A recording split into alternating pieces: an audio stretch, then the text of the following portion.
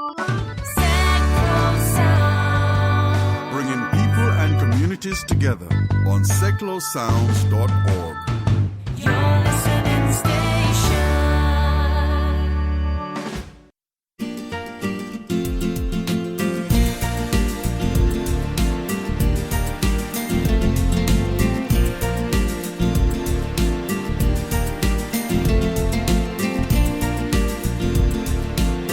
My guest this week will be talking about the charity Tourism Concern, and I'll also be speaking to somebody about the island of Aruba.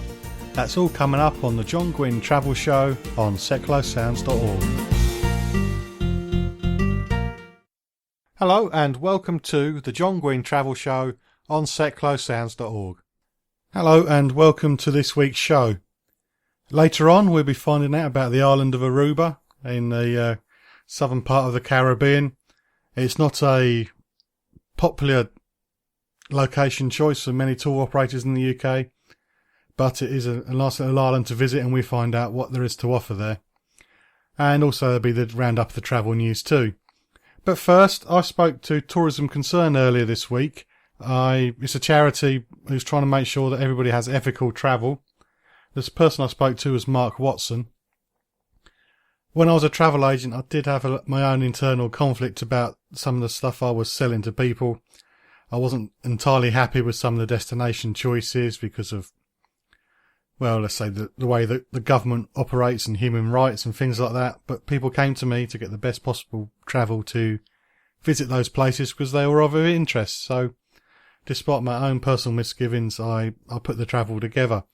And of course, sometimes that did come back to bite me because my business went up and down like a yo-yo, depending on whether I stuck to my principles or not. And principles is something very difficult to stick to when you're selling a product like travel. Also, when I was speaking to Mark, I mentioned about the volunteering holiday I did. I mentioned it on the show previously. It was an animal sanctuary. We wanted to make sure that orphan cubs weren't being artificially generated just to maintain a booking flow for the sanctuary. My wife and I looked into going to other ones since this one because we had such a great trip and we had a really good time, met some really interesting people and got up close and personal with a load of animals. But when you looked into the other ones, it did look like lion cubs were taken from mothers because they wanted to have cubs around for tourists to get their money in. And it was very difficult to find another trip that would match the one we went on. So I'll bring that up too. And maybe you've got some concerns about tourism and how ethical it can be, and maybe how it's damaging the environment. If you do have your thoughts, please share them at facebook.com/John Guinn Travel Show. But now we're going to get on to my chat with Mark and find out who Tourism Concern are. Mark, who is Tourism Concern? Tourism Concern is the only UK charity that campaigns for ethical and fair trade tourism. It was set up over 21 years ago, and the idea is to lobby the industry to adopt best practice, to give a voice to local communities affected by tourism, and to provide advice and information to tourists so they can make sure that their holidays benefit the local communities. So what's the overall vision and your principles? The overall mission is to ensure that tourism benefits local people. And our principles very much around making sure that it's about ethical and fair trade, really, to make sure that people are not exploited in destinations, that resources are not depleted because of tourism, and that tourists give something back to the destinations that they're visiting. So, in effect, the local communities where people go and travel, they don't have any way of contacting people over here, so they need somebody like you to do the talking for them. Well, what it is to ensure that a lot of people go on holiday. Tourism can bring a lot of benefits to destination communities, but that's not always the case. And a lot of people in local destinations don't have a voice in tourism development, usually large-scale tour operators. So local people quite often miss out and don't have a say in that. So one of our roles is to give a voice to local people, to make sure that the tourism is beneficial to local people and that local people welcome the tourists there. So it's a win-win for tourists as well, because obviously if tourists are going to destinations where they're welcomed and where people are paid a decent wage and are benefiting from them, then they're going to be more welcoming to those tourists. So you've got quite a few different campaigns looking at different aspects of people visiting the countries and looking after the local communities. How do you approach each campaign? Well, our starting point, I mean, most of our work is done in developing countries. So our starting point is usually comes from local people telling us there's an issue. So we would look at that and then either do some research or to engage with local communities to see what the issue is. So on the issue of all-inclusives, there's been a big rise in people going on all-inclusive holidays. A lot of local people said that they weren't benefiting from that, and that the all-inclusive model was actually very detrimental to local businesses and local people in those destinations.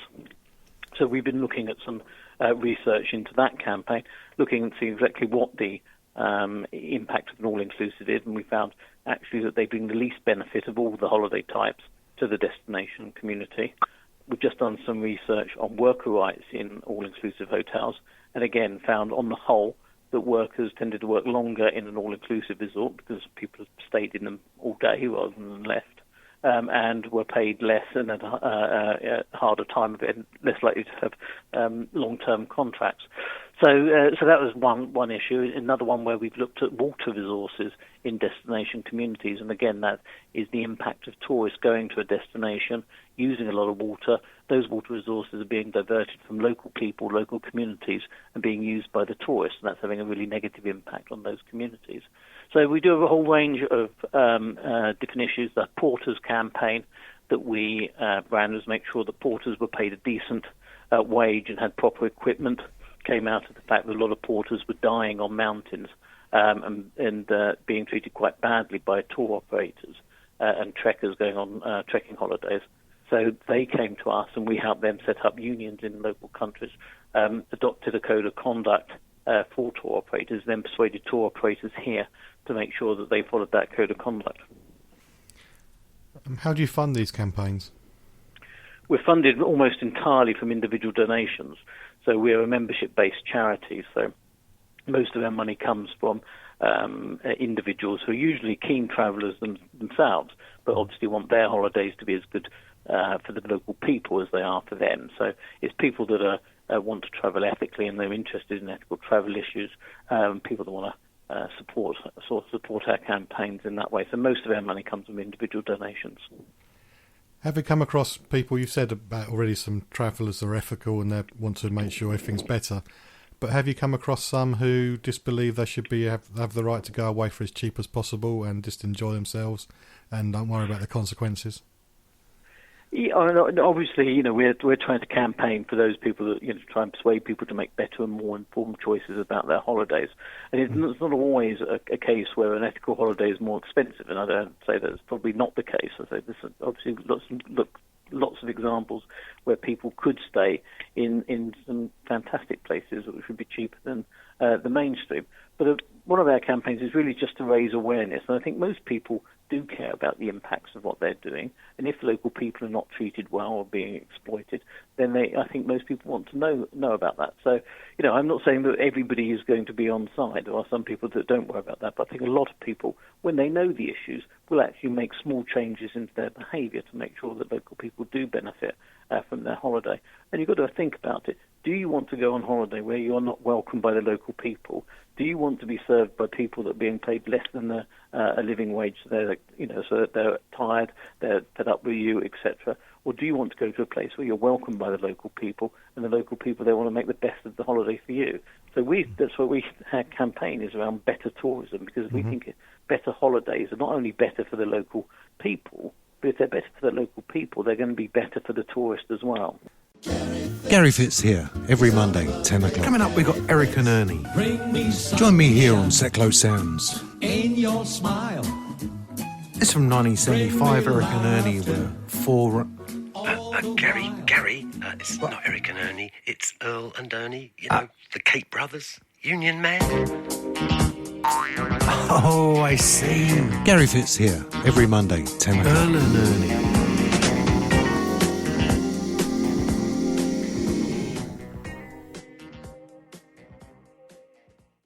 You're listening to the Guinn Travel Show on seclosounds.org. Still to come on the travel show, travel news and what you need to know about visiting Aruba. But at the moment I'm still speaking to Mark Watson from Tourism Concern. We've done the basic introduction to Tourism Concern, who they are, what they do. I'm now going to ask whether it's easiest to change the attitude of tourists or the government or tour companies, because obviously you've got to start somewhere, and sometimes it's easiest to pick on the subject that's more likely to change. So let's find out what Mark had to say. When it comes to making changes, who's the easiest to convince to change? Is it the government, travel companies, the local governments in the areas where you're focusing, or the tourist? Our campaign is very much focused around changing tourist behaviour. One, because I think tourists, if they are given the information, can make some significant changes and have a big impact on the destinations. Trying to change national government policy is very difficult, although we do work with national governments where we can. But it's hard work changing national government legislation, and tourism is a very global industry by its very nature. So trying to lobby one government to affect change in another is takes a lot of time. So that's not an area that we would normally focus on. We do work with the industry, and we do develop codes of conduct and best practice for the industry. So we do work very closely with the industry to try and push the industry to make to lessen their impacts and to improve the positive impacts of what they're doing. And we do have a group of ethical tour operators that we work with that actually share our values. And actually a lot of those have been going to the same place for 20, 30 years. They have long-term connections in the countries that they're working with. And it's in their interest that local people are benefiting as well, because that's part of their holiday package. They want to provide a quality product to the people that are going on holiday. And that means having long-term relationships, positive relationships with local people.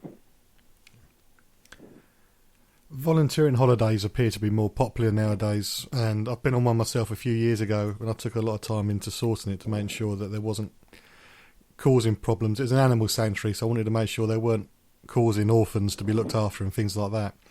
But are some of these volunteer holidays sailing close to the wind when it comes to being ethical?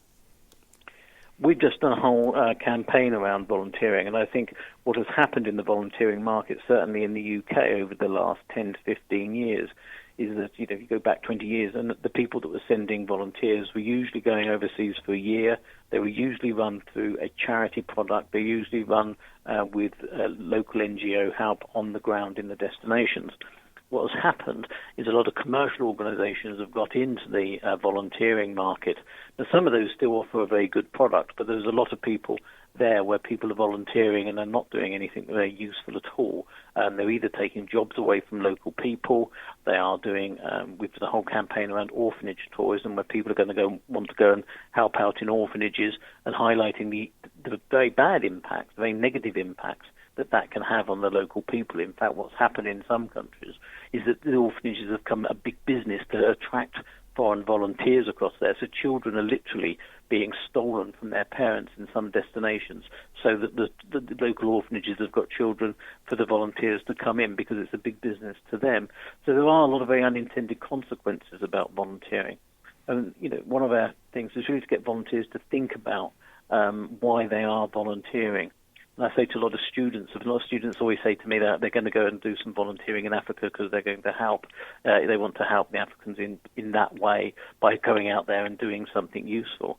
And I say to them, well, actually, the one thing that there is a complete abundance of in the developing world is unskilled labour. There are lots of unskilled people in those countries. So having another unskilled 18, 20-year-old to turn up is usually of no use to the local destination, and actually can harm them, because it can be taking work away that could have been properly done by a local person. So I do think people need to think about their motives for wanting to volunteer.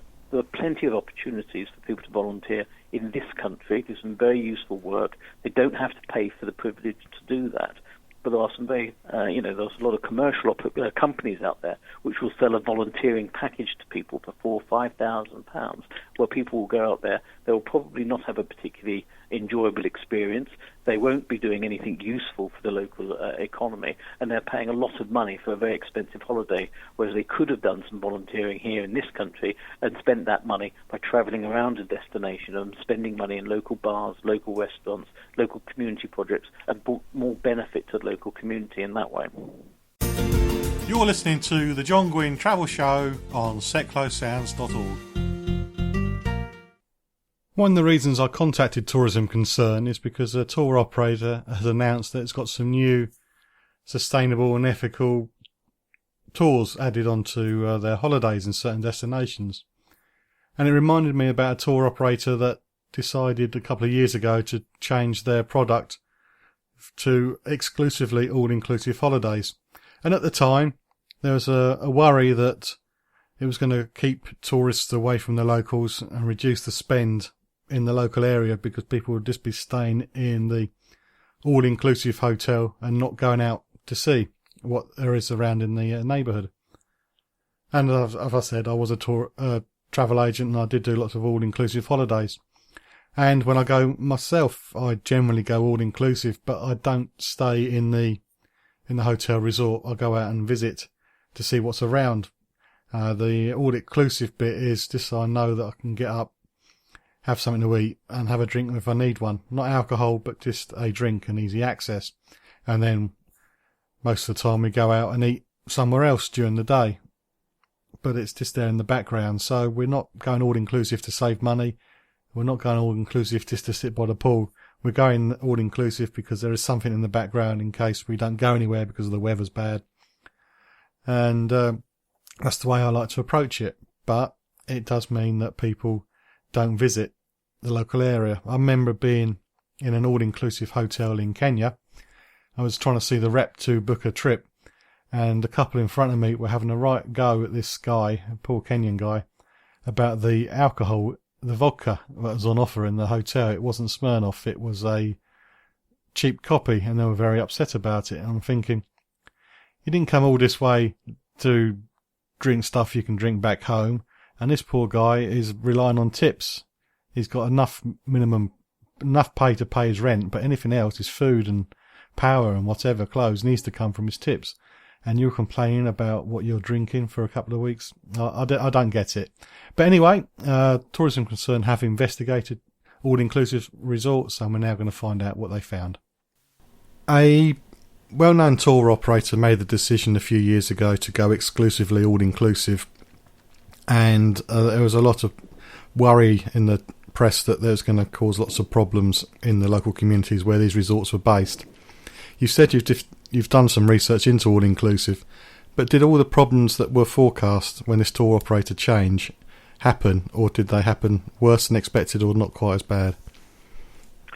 Well, one operator in itself is, and remember a lot of these destinations, there's lots of operators that turn up there. But the impact of all-inclusive, I mean, certainly in Spain, a couple of years ago, the restaurant owners had a demonstration in the middle of the streets because against all-inclusives, because they were losing business. If people are going to stay in an all-inclusive resort, they're not going out and spending money in the local bars or local restaurants. So all those places were losing business and having to close down. And that's lost the whole, tourism ecosystem in those destinations for people. And I think that is definitely an impact that has happened in many of those places. And I think that is quite well documented.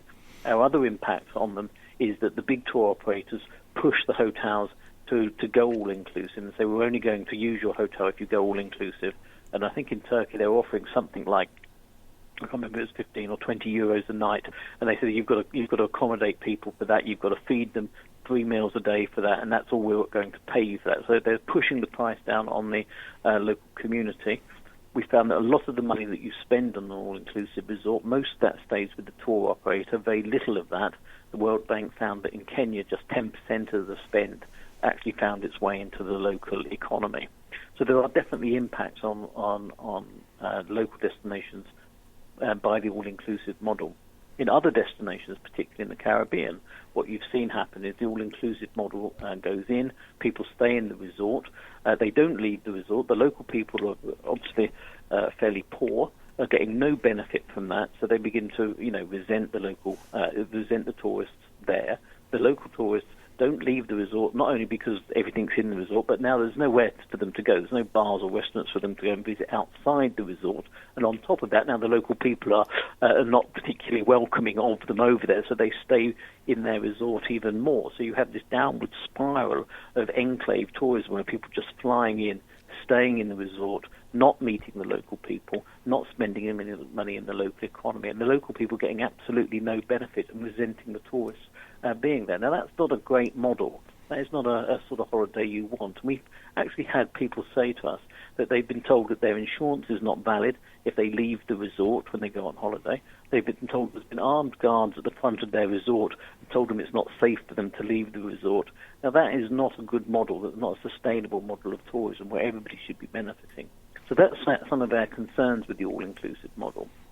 It is about this cutting people off from the local community, that local people are not benefiting. And that sort of cultural exchange, I think, is a key part to a holiday. Because part of going to these places is to meet the local people, to try the local food, etc. And I think people are losing out on a lot of that experience. I have to agree. I used to be a travel agent, and I didn't understand when people just stay by the pool all day and then go to bed, and they could have been anywhere in the world. They just weren't getting out and exploring. I think that is one of the problems. And some of the tour operators actually sell their holidays on the grounds that you don't have to worry about foreign food or foreign money when you get there. Well, is that really the sort of model that we want, where people are just flying in and staying in one resort? And if you just push the resorts on this, the only reason you're going there is because they've got a swimming pool and some sunshine, and you're pushing it down on price. And actually, people who do want to go out and actually spend some money in the local restaurant or local bar, none of those places exist anymore. There's two other pieces of research that came out recently. One in Turkey was saying how people overate on an all-inclusive, and the food was poor. So they actually had poor quality food, but because it was all free, they tended to overeat on the holiday. So I actually came back, having put on weight. And the post office did some research recently saying actually they don't work out any cheaper than if you went and stayed in a bed and breakfast and spent money out each night anyway. So the idea that they are cheaper for people is a bit of a myth. So you've got to remember the tour operators are telling everybody they're just responding to consumer demand and they're just doing this because tourists want it. They're the ones that benefit the most from the all-inclusive model because they take the bigger chunk of the money. This is Seklo Sounds. Join us every Wednesday at 7 p.m. for 1 hour in the company of Harry and Edna on the wireless, exploring all aspects of the vintage scene and playing tip-top gramophone tunes. Harry and Edna on the wireless, Wednesdays at 7 p.m. on seklosounds.org. Jolly good.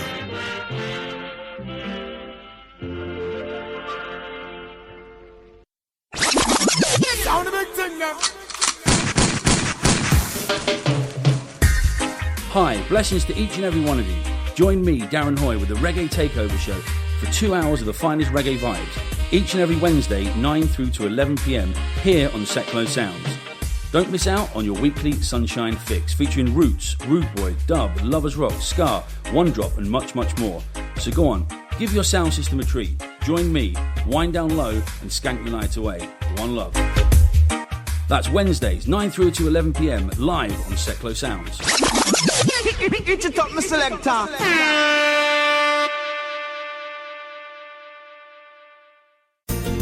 You're listening to the John Guinn Travel Show on seklosounds.org. Still to come on the show, travel news and what you need to know about Aruba and why you should visit and why it's on my list. But we're concluding my chat with Mark from Tourism Concern now. We're going to find out how we can find out more about Tourism Concern and whether any destinations or tour operators have got it spot on when it comes to having an ethical holiday. Difficult to find out, it does take a lot of work, but hopefully Mark will be able to share with something with us to make life a little bit easier when it comes to finding the right holiday. Are there any destinations or holidays that you have in mind that have got it spot on?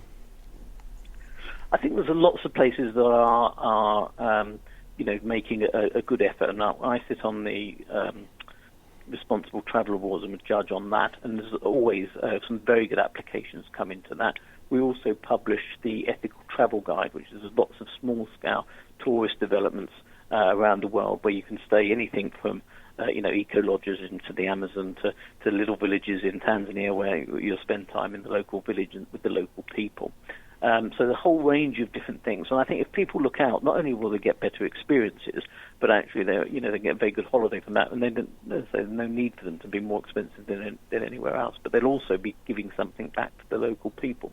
So I think there are places around the world that are doing that.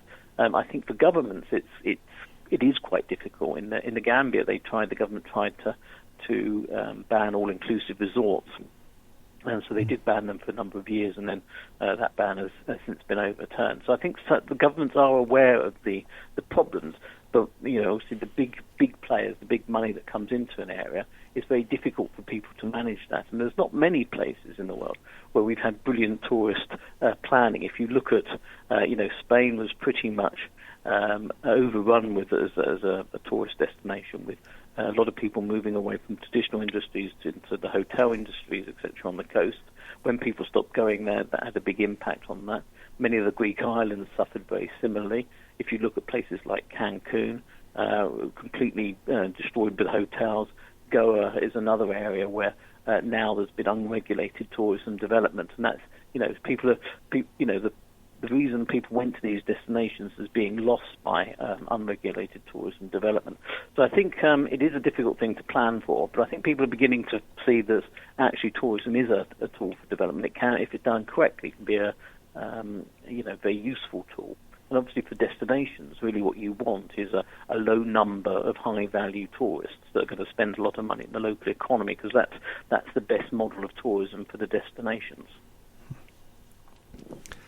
When a tourist starts to look for a holiday, how do they find an ethical trip? Is there something like a kite mark you can see to know you're going to a good tour operator? There are a number of different kite mark organisations out there. Most of them tend to focus on the environmental rather than the ethical. The difficulty with doing a kite mark, we've looked at this ourselves, and we publish our ethical travel guide, and we're just about to launch an online version of that. And we do have a set of criteria that we judge the local destinations on, and that includes the social equity, the local prosperity, etc. But we don't. It's very difficult to be able to draw up an audit, as it were, because some of these are very small organisations.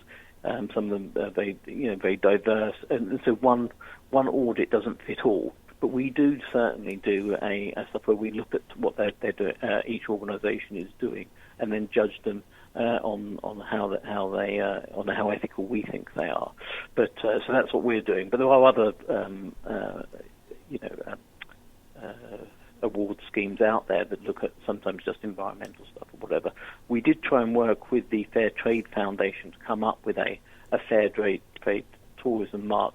But again, it's very difficult to be able to do one audit thing that's going to be suitable for every destination and for every holiday that's out there.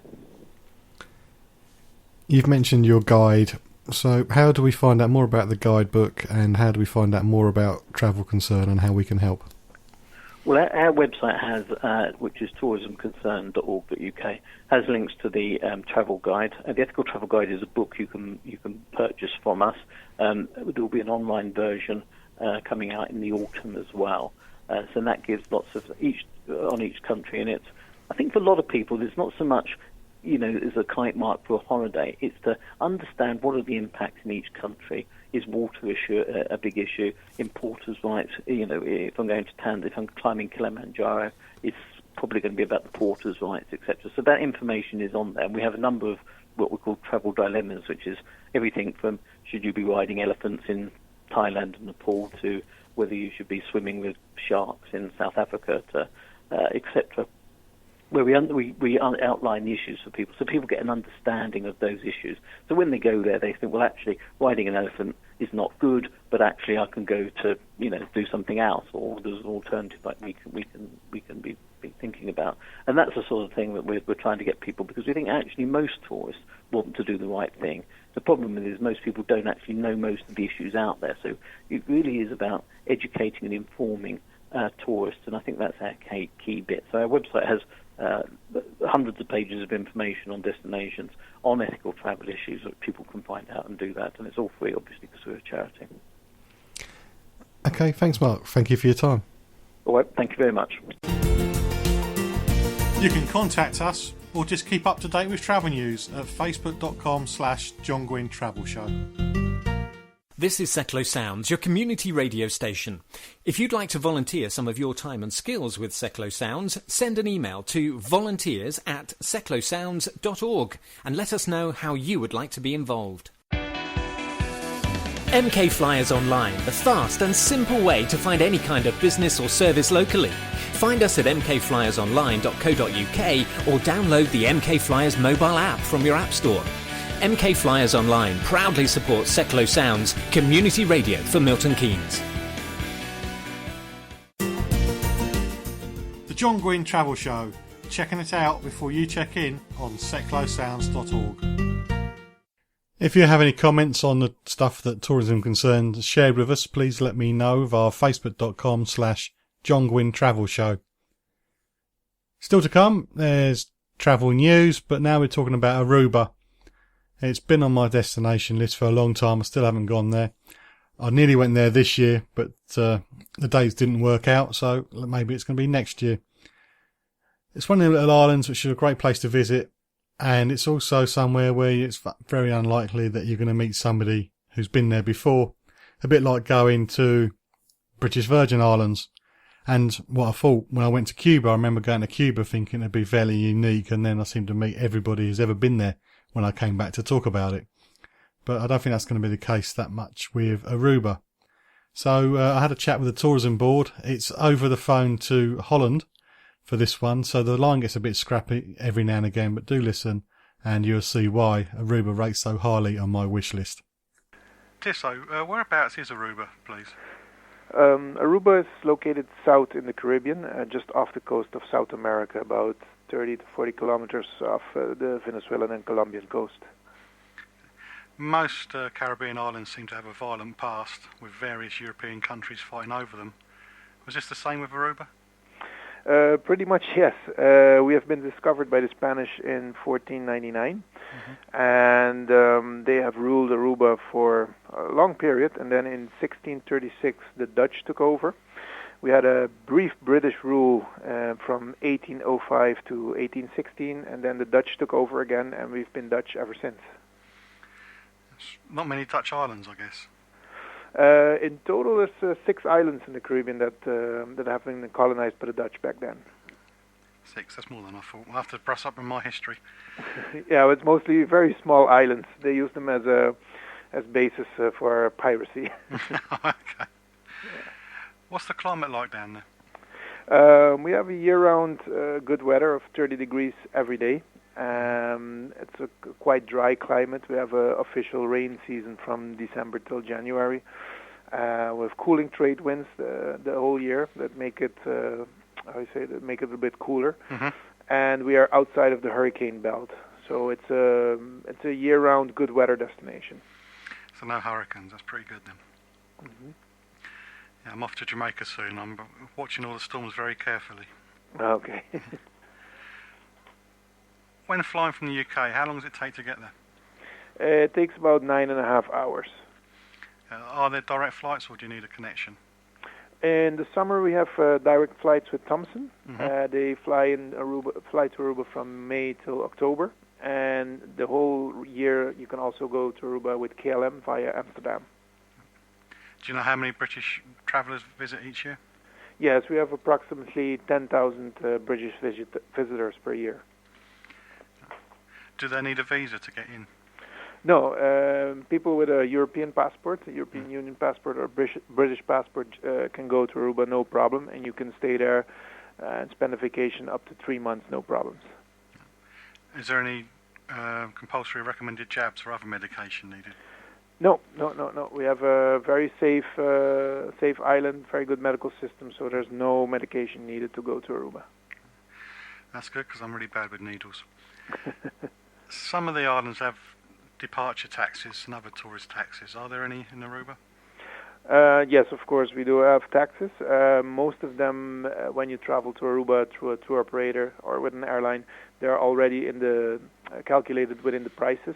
The only one that is charged on the island is a new environmental levy. It's $3 per room, per person per room, and that will be charged when people check out. But all the other taxes are calculated within the rates already. It's a similar tax in a lot of European cities now, isn't there? Yeah. What is the official language there? On Aruba, we have two official languages, Dutch and Papiamento. Papiamento is the local language. It's a Creole language, and it's spoken at home. And since 1995, it's also taught in schools, as we have now established the official grammar. And Dutch has been the official language since the Dutch ruled Aruba back in the 1600s. And our whole education system is based on the Dutch system. So in school you learn Dutch and Papiamento now. Is it easy to get around once you're there? Yes, definitely. Aruba is a small island. It's only 34 kilometers long and 9 kilometers wide. And we have a very good public transportation system that goes all around the island. Also, you can rent a car easily and drive all over the island, no problems. It's very hard to get lost because it's so small. And we have also lots of taxis. People on Aruba speak almost 4 languages: Dutch, Spanish, English, and Papiamento. So, you can grab a taxi and they can bring you wherever you want on the island, give you recommendations as well. Do you drive on the left or the right-hand side of the road? We drive on the right-hand side on the road. The wrong side then, he said. I feel brave. I'm separated by a phone line. The accommodation there, is it all big resorts or is there a mix? It's a big mix. We have some large chains such as Hyatt, Marriott, Radisson. We have some locally owned smaller hotels which tend to be on another beach. We have 2 main beaches, the Palm Beach with the bigger hotels and the Eagle Beach with the smaller hotels. But all around the island we have small apartment complexes and bed and breakfasts if you wish. And now a new trend we see is a lot of villas being rented out. So a lot of people going for that option as well. So there's plenty for everybody there then? Yes. What are the must-sees and do's for a visitor? Well, our main attraction is our beach, or our beaches. We have one large beach of 11 kilometers. And on the other side of the island, we have a rugged north coast, which is a very contrasting to the calm beaches. And so on the north side, it's very rugged. There's very little infrastructure, very adventurous. We always recommend people to do a jeep safari on that side of the island, or horseback riding or mountain biking. And what's also very highly recommended is to go dining out. We have more than 200 restaurants on the island, different cuisines, local to international, and every price range. And we also encourage people to go, hang out at the local places. We call them rum shops. It's very small local hangouts where the local people have a drink on Friday. You can get into some nice conversations. And last but not least, we have a very nice little capital, Oranjestad. And we recently had a lot of historical buildings renovated, so it's really worthwhile to have a little stroll downtown Oranjestad. And the latest addition to the capital is a tram. We have a tram now driving around Oranjestad, making stops at all the hot spots in town. And I think we have the only tram in the whole of the Caribbean. Yeah, now you mentioned that, I can't remember seeing trams anywhere else. No. Step into the spotlight with me, Lucy, every Wednesday between 6 and 7 p.m. on Seclo Sounds. I'll have new music, the latest entertainment news, and interviews with local bands. If you're in a band, or if you have music that you think I should be playing, I'd love to hear from you. Email me, lucy@seclosounds.org, and join me every Wednesday from 6 till 7 for Spotlight on Seclo Sounds.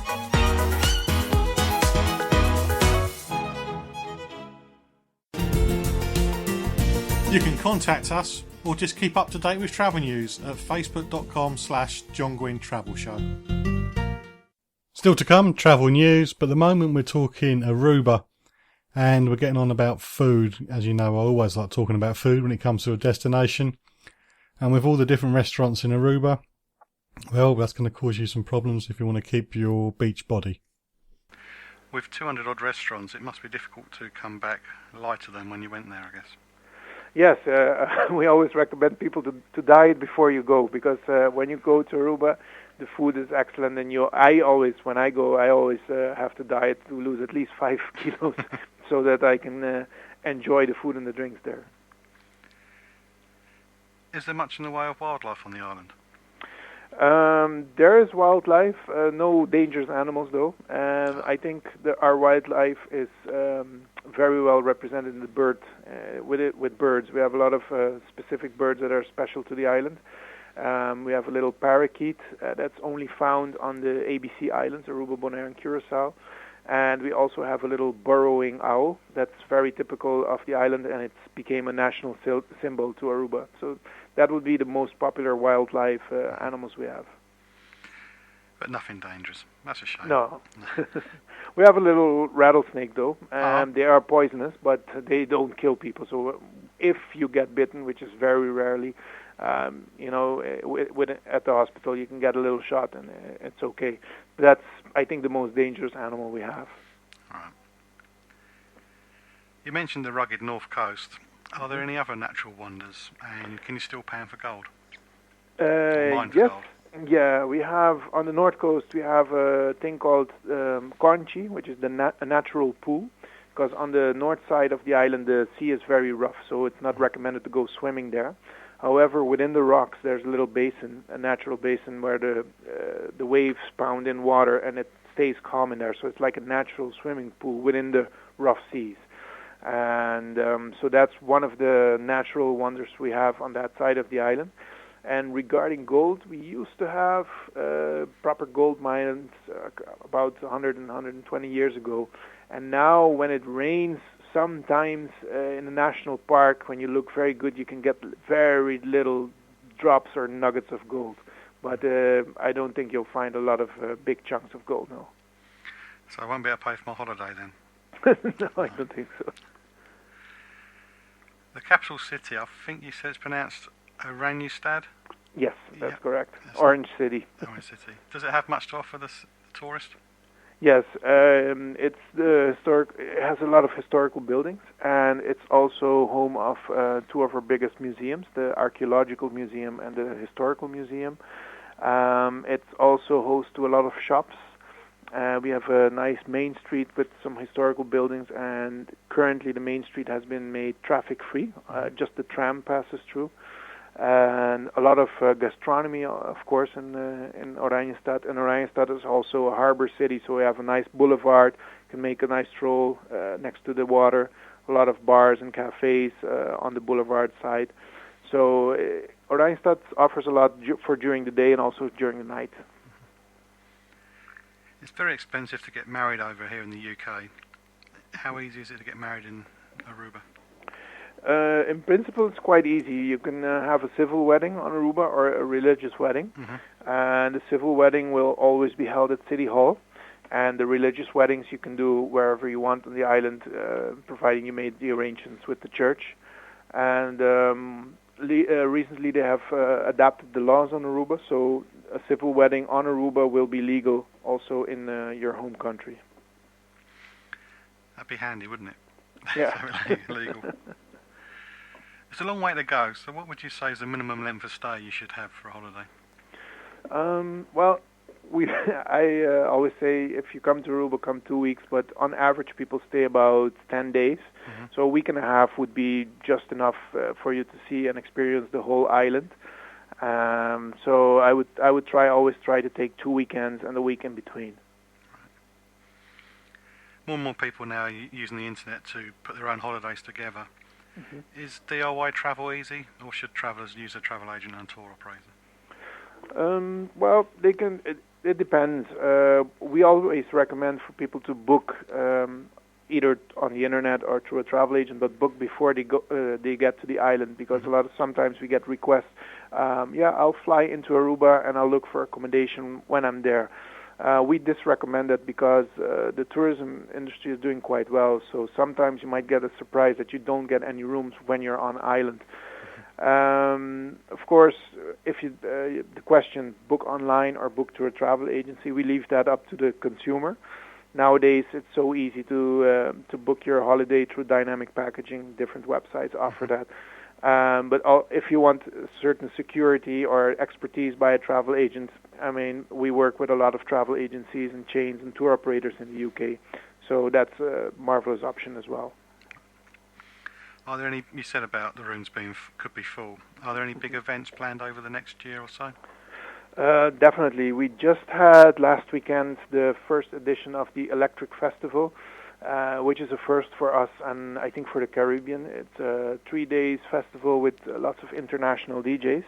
And next year it will be held again in June, and it will be expanded to 1 week. And it's also a conference for electronic music. Then for this year we still have the Caribbean Sea Jazz event in October, with the highlight being George Benson. That's also a 3-day festival on the island. In November we have Aruba in Style, which hosts a lot of designers from all over the world. We have a lot of catwalks on the island. Everything is dedicated to design and style. And then in November we also host a new sport. It's called beach tennis, and it's growing in popularity internationally. And last year we had the third largest competition in the world with 600 participants. And it's basically tennis on the beach. It's almost the same court they use for beach volley. Just you play tennis, and it goes very fast. I've seen the pros last year. It's a very fast sport, very exciting.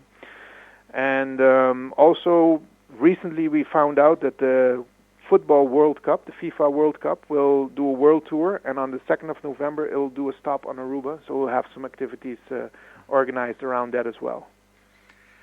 I'm trying to picture beach tennis. I'm going to have to look it up on YouTube to have a look. Yeah, definitely. How can the listeners find out more about the island? Well, we just launched a new website early this year, aruba.com, and there we have all the latest information, also the information on the events and festivals we have on the island, and there's also a section where they can contact our office in the UK for more information. Okay, great, thanks Tirso, thanks a lot. You're welcome. You're listening to the John Guinn Travel Show on seclosounds.org. Seclo Sounds exists to bring people and communities together to celebrate all that's best about the city of Milton Keynes. We produce a variety of music and speech programs, and you've heard some of the promos in this show, and we're produced by local people and run by over 60 volunteers. However, there's always room for more, so if you have a program idea or a skill that you want to offer, please send us an email to volunteers@seclosounds.org. And of course, as we're all volunteers, we can't operate without the help from our partners, and one such partner is Interaction. Seclo Sounds is based at the old rectory, which is the home of Interaction MK. They've been bringing arts to life in Milton Keynes for over 35 years. They use the arts to improve the life chances of disabled people and others in challenging circumstances through shared curated activity. Their programs help participants to develop creative, personal and social skills. To find out more, please visit them at www.interactionmk.org.uk. You're listening to the John Guinn Travel Show on seclosounds.org. If you've been to Aruba, please share your photos at facebook.com/John Guinn Travel Show, and also any tips you may have for anybody who wants to go and visit there. And just remind us what a great place it will be to visit for them. And now, travel news.